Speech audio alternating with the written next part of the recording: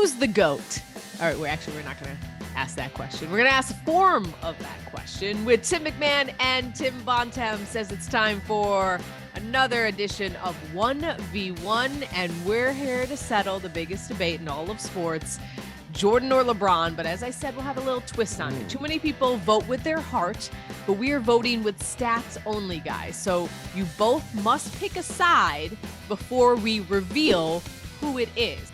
Let's take a look at their numbers during their rookie seasons. They're trying to go one-on-one. He lost the ball. They're stolen away. Laid out for Jordan. This should be an easy two. Kaboom! Board tonight. Davis way upstairs. Oh, the explosion from the wonder kid, LeBron James. Tim Bontemps, which player looks more appealing to you in their rookie season?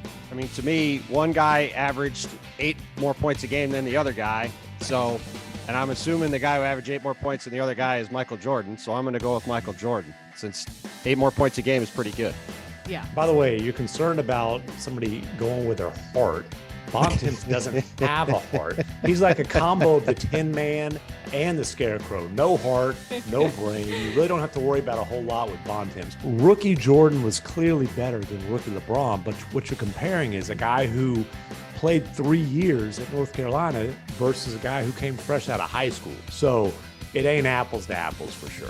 I mean, Jordan was a grown man coming in, and LeBron was a grown man when he was like 15, but he was still a teenager when you put these numbers up. Here's the real secret, man. For us to get back on the show again, we just have to pick Jordan every time, because Cass, as a loyal Chicagoan, is only going to accept Jordan as the right answer to any question. Yes and no. I have come around to being open to this discussion. So to even be in the same breath as Michael Jordan is very humbling, and it lets me know that I've done something right. This next category is where things get interesting, okay? These are the playoff-only stats from their 4th championship season. I believe LeBron's on the left. I believe LeBron's player 1. I would go with the efficiency and the facilitating here. See, I'm gonna make the correct answer here. I'm gonna take player 2, which is certainly Michael Jordan. Reason why I agree with your points on LeBron, Tim, but if I'm taking the 4th championship for Jordan, that's the 95-96 Bulls. That's the greatest team of all time. Give me the 96 Bulls. Give me Michael Jordan. I'll be feeling pretty good. And so that comes down to how you view the bubble, which could be argued as the hardest championship ever earned, or if you are on the opposing view of fake. You could say those are bubble shooting numbers. And I want my damn respect too. I certainly don't think it's a fake championship by any means, as someone who was there for a bunch of it. But to MacMahon's point, with the shooting environment there, with the numbers inflated, and again, we're talking about the 95-96 Bulls. I'll just sign up for that. That was Jordan in his peak. By Rodman. Jordan behind the back to beat Gronkowski on that post right at Wingate. What a move by Michael Jordan. Here are the stats from their age 38 season through 38 games.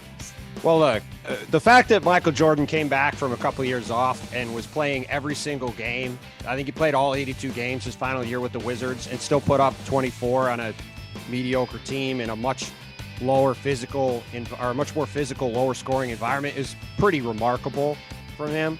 But you look at what LeBron is doing at age 38. He's had basically the greatest season.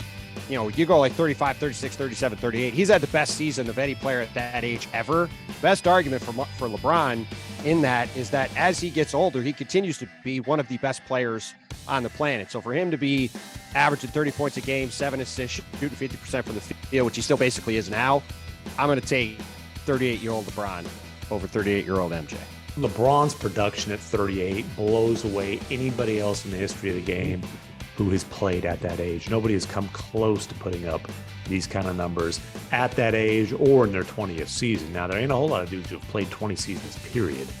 But for LeBron to still be a no-brainer All-NBA player right now is unprecedented and totally ridiculous. So it's definitive. I have both of your answers to the GOAT debate. Tim MacMahon, LeBron James is your GOAT. Tim Bontemps, Michael Jordan is your GOAT. You can't, these are facts now. It's stamped. This is how it is. We're going to send out a tweet. All haters are going to be in your mentions. And, you all are welcome. Thanks for playing 1v1. These aren't just for saying what's going on in Utah. They're mute button trigger fingers. Come on, my ninja.